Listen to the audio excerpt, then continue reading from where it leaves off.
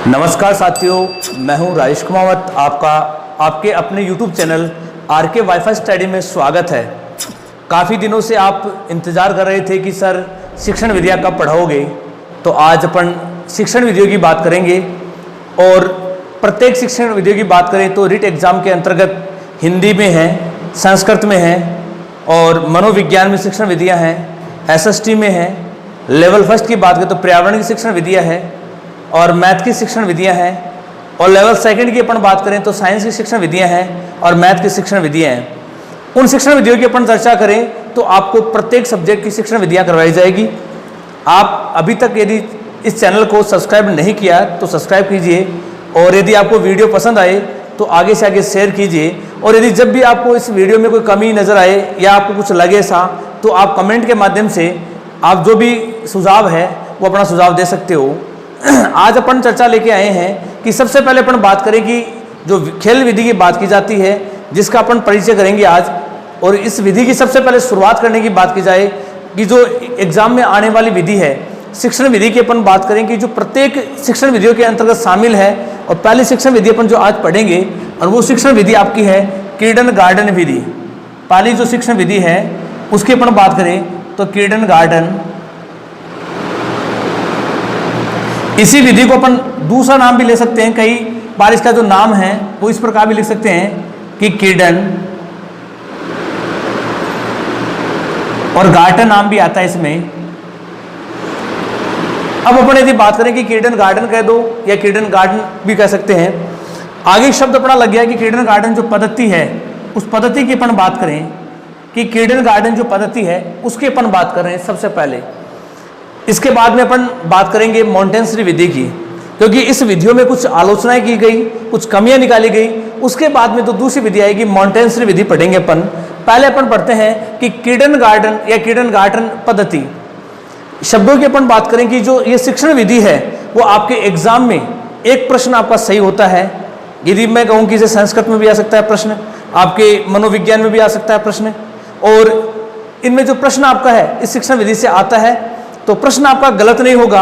आप वीडियो को प्रारंभ से लेकर अंत तक देखोगे तो इसमें अपन जो वीडियो बनाएंगे, ये जो अपनी क्लास होगी किंडरगार्टन विधि, इसके 2 पार्टों में क्लास होगी, जिनमें जो प्रश्न की बात की जाए, भाषा की बात की जाए, तो प्रश्न आपका एग्जाम में गलत नहीं होगा और आपको अन्यत्र कहीं पढ़ने की आवश्यकता नहीं है, क्योंकि इसमें आपको पूर्णतः मैटर अवेलेबल करवाया जाएगा।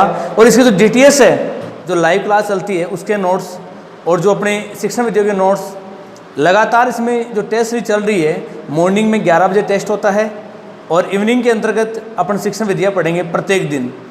आज अपन जो क्लास लेंगे वो शिक्षण विधियों की अपन बात करें तो शिक्षण विधियाँ आपके एग्जाम के दृष्टिकोण से महत्वपूर्ण है।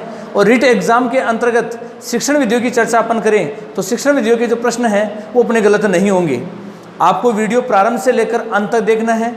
और यदि आपके जो सुझाव है वो सुझाव कमेंट के माध्यम से आप मुझे अवगत करा सकते हो।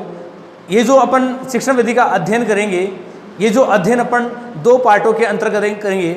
किंडरगार्टन जो विधि है या इसको खेल विधि की अपन बात करें तो इस किंडरगार्टन विधि की जब बात की जाती है तो इस विधि का प्रवर्तक है कौन।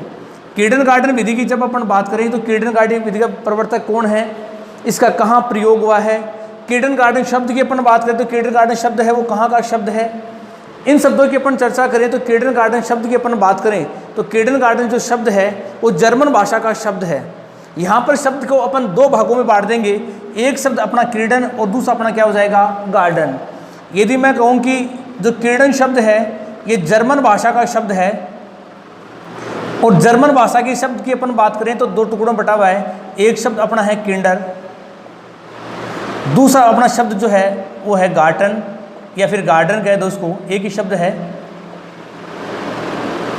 अब इस किंडर शब्द का अर्थ क्या है, इस किंडर शब्द का अर्थ क्या है। किंडर शब्द की अपन यदि बात करते हैं तो यहाँ पर आता है कि पौधे शब्द का प्रयोग करें, या अपन कह सकते हैं इसमें कि बालक।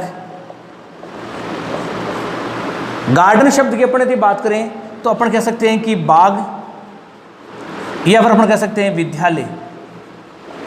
बाग शब्द या फिर क्या है, विद्यालय शब्द। एक शब्द जो अपना था कि किंडरगार्टन, इस शब्द का अर्थ आपके समझ आ रहा है कि किंडर शब्द क्या है, और गार्डन शब्द क्या है, दोनों से मिलकर बना है कि बालक और बाग। इधर अपन बात है पौधे और बाग, बालक और क्या है विद्यालय। जो बाग होता है उसमें क्या होते हैं पौधे। इन दोनों की अपन चर्चा करें तो इसमें एक आता है माली। अब माली की बात अपन करें कि माली होता कौन है, तो माली शब्द का प्रयोग अपन बात करें तो माली अपन होता है शिक्षक को अपन माली कहते हैं। सी-टेट की एग्जाम में और रीट एग्जाम में पूछा हुआ प्रश्न है कि माली है वो किसको कहते हैं, शिक्षक को कहते हैं।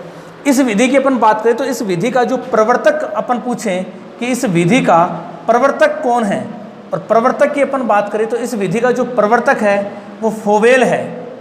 इस विधि का जो प्रवर्तक है वो कौन है, फोवेल है। फोवेल की अपन बात करें कि इस विधि का जो प्रवर्तक कौन है, फोवेल है। और फोवेल निवासी कहाँ का है, फोवेल जो निवासी है वो कहाँ का है, जर्मन या जर्मनी का निवासी है।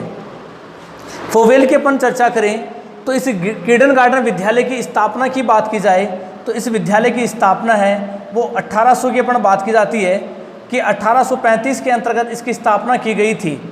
1835 में इसकी स्थापना की गई थी और इस विद्यालय का जो नामकरण किया गया था वो 1839 में किया गया। अपन बात करें कि इसका नामकरण है वो नामकरण तो किया गया 1835, स्थापना 1835 में, और इसकी जो नामकरण है वो किया गया 1939 में। लेकिन कुछ आंकड़े जो अपन को मिलते हैं उन आंकड़ों में बताया गया है कि जो इसकी स्थापना वो 1837 में की गई है और इसका जो नामकरण है वो 1839 में। दोनों आंकड़े अपन को मिलते हैं, लेकिन अपन जो आंकड़ा अंतिम ध्यान रखेंगे वो 1837 और 1839। ये जो आंकड़ा अपना ध्यान रखने वाला है 1837 और कौन सा 1839 वाला। अपन इसमें चर्चा करें कि जो किंडरगार्टन विधि है इसमें आपने देखा कि बालक शब्द है, बाग शब्द है, माली शब्द है, शिक्षक शब्द है। इसके अपन पूरा एक समीकरण अपन बात करें इस विद्यालय इसमें परिचर्चा में है क्या। इस शिक्षण विधि के अंतर्गत अपन बात करें कि इस विधि को खेल के माध्यम से शिक्षा प्रदान करना, या कहा जाए कि गीत के माध्यम से शिक्षा प्रदान करने की बात की जाती है। सर्वप्रथम शिक्षण विधि की परिचर्चा बात करें कि कौन सी शिक्षण विधि के अंतर्गत खेल विधि का प्रयोग किया गया। सर्वप्रथम बात करें तो सर्वप्रथम खेल विधि का जो प्रयोग किया गया, खेल के माध्यम से सिखाने की बात की जाती है, वो विधि कौन सी है, किंडरगार्टन विधि है। लेकिन खेल विधि का जनक है वो अलग है, क्योंकि खेल विधि के माध्यम से सिखाने की बात की जा रही है तो अपन आता है कौन सा आता है, फोवेल की बात की जाती है। फोवेल का अपन चर्चा करें तो फोवेल जो है ये एक शिक्षा शास्त्री है। फोवेल है वो एक क्या है, शिक्षा शास्त्री है और निवासी कहाँ का है, जर्मनी का निवासी है। फोवेल है वो बालकों की अपन बात करें तो ये विशेष जो बल देता है बालकों को शिक्षा की बात की जाती है तो फोवेल है कि 4 वर्ष से बालक से लेकर और 8 वर्ष की आयु तक, 4 वर्ष से लेकर और 8 वर्ष की आयु तक। लेकिन इसमें कई बार ऐसा भी प्रश्न भी आया हुआ है कि 4 वर्ष से लेकर और 6 वर्ष तक की बात की जाती है। लेकिन वर्तमान समय में विद्यालय का जो समय है, बालक जो आजकल जाते हैं वो 3 वर्ष के बालक विद्यालय जाते हैं। लेकिन उस समय अपन बात करें इसने प्रयोग जो किया विशेष अपन बात करें तो इसमें ये जो प्रश्न है वो तो अपने वर्तमान संदर्भ में है, लेकिन इस विधि में 4 से लेकर 8 वर्ष या 4 से लेकर 6 वर्ष की आयु की बात की गई। यानी 4 से लेकर 8 वर्ष के जो बालक है उनको शिक्षा प्रदान की जाती है। कौन सी विधि में, किंडरगार्टन विधि के अंतर्गत।